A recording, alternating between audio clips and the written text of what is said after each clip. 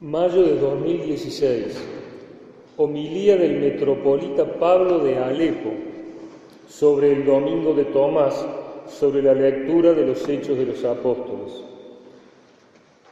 Novedad o arcaísmo, ¿cuál cristiano para el futuro?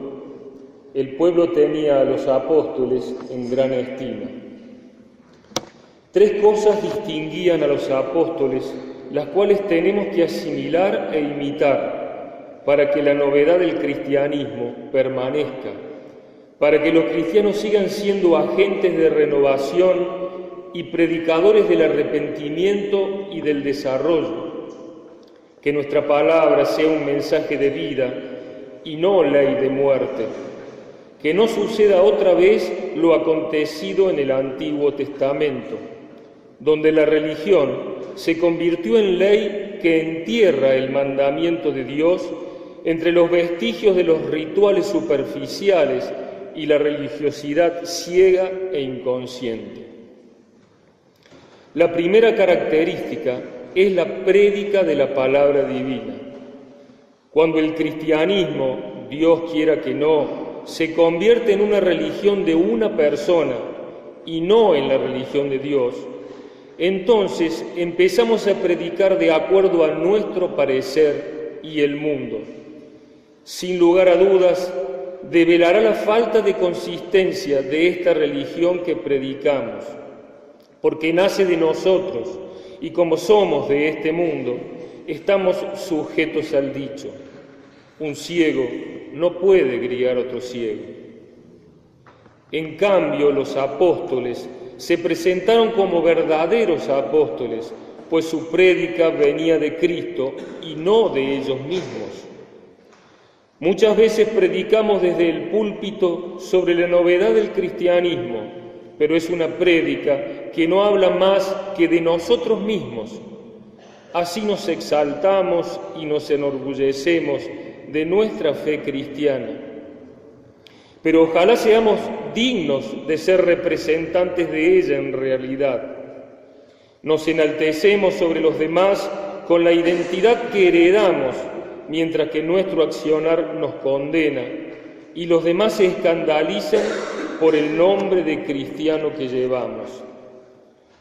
¿Acaso los demás ven en nosotros una comunidad que se dedica a llevar a cabo una causa vital? ¿O ven que somos mundanos, que nos enaltecemos de nuestra herencia de fe, que no es nuestra, pero que aprovechamos en lugar de servirla? ¿Acaso somos embajadores de la palabra o vendedores de palabras?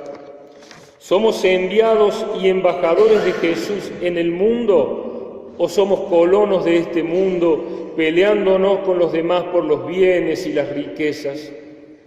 Por lo tanto, si perdemos nuestra misión, perdemos también la necesidad de nuestra existencia para el mundo, y el mundo abrazará en el futuro una fe que no es nuestra, y esto a causa de nosotros. La segunda característica es su consagración y dedicación. Ser cristiano es en aquel entonces no significaba adquirir un título de honor, sino una amenaza. El texto de los Hechos de los Apóstoles aclara que los discípulos anunciaban públicamente el nombre de Jesús al que amaban, acción que implicaba ser perseguidos y estar encarcelados. Los apóstoles no eran cristianos a medias, sino solo cristianos. Tenían el orgullo de perderlo todo salvo su fe cristiana, porque perderlo todo remite a lo que tienen y no a lo que son en su identidad. Un cristiano puede ser un verdadero apóstol o un apóstol a medias, o también un errante con una identidad cristiana. Aquellos que no son verdaderos apóstoles no recibirán el respeto del pueblo y no podrán ser protagonistas para que el cristianismo sea la religión del futuro. Respetamos a todo aquel que se muestra dedicado a un principio, religión, partido o ideología, incluso si el motivo de esa dedicación no merece en nuestros ojos dicha dedicación. Pero tenemos nosotros una actitud que demuestre que no merecemos nuestra fe, que nos merecemos nuestra fe. Un evangelizador que predica su dedicación es una voz molesta y no evangelizadora. La prédica llega a los demás cuando genera en ellos admiración y no cuando ejerce en ellos una imposición. Una evangelización a los sumisos no resulta fructífera, porque estos no admiran su fe, sino que después de su conversión viven su fe con pereza. Es mejor desafiar con nuestra evangelización a los fuertes, como hizo Pablo, porque ganarlos es un logro de la evangelización. Estos son capaces de admirar la fe que reciben. No existe una verdadera fe sin admiración. Si no admiramos nuestra fe, entonces ella está en realidad muerta dentro de nosotros. La dedicación y la consagración es la puntería que toca el corazón de los demás, los hiere y suscita en él el cuestionamiento y el llamado a la renovación. La tercera característica es la humildad.